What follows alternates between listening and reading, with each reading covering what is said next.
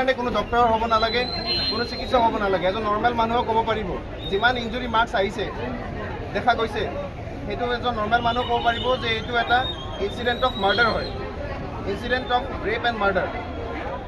তো সেইটো কথা যে তেখেতসকলে তথ্যটো চেঞ্জ কৰিছে, চেঞ্জ কৰি কিনে এইটো মানে এভিডেঞ্চখিনি হাইড কৰিছে, এই কথাটো আমি প্ৰটেষ্ট কৰিছোঁ যে এইটো সিহঁতে কেনেকৈ কৰিব পাৰে।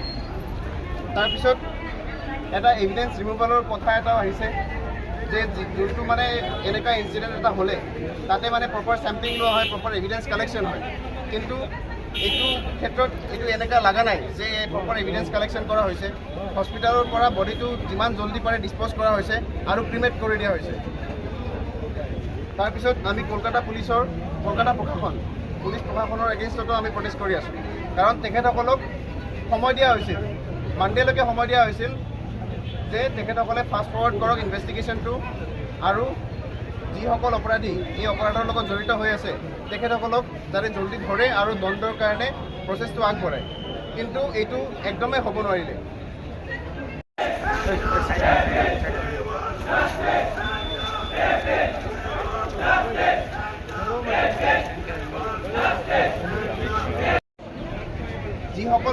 যিসকল অপৰাধী এই অপৰাধৰ লগত জড়িত হৈ আছে তেখেতক যাতে ইনভেষ্টিগেশ্যনটো ফাষ্ট ফৰৱাৰ্ড কৰা হওক পুলিচ প্ৰশাসনৰ পৰা, চৰকাৰৰ পৰা, আৰু আমি আশা ৰাখিছোঁ যে তেখেতক যাতে যিমান জল্দি হ'ব পাৰে দণ্ডটো পাওক আইনমতে।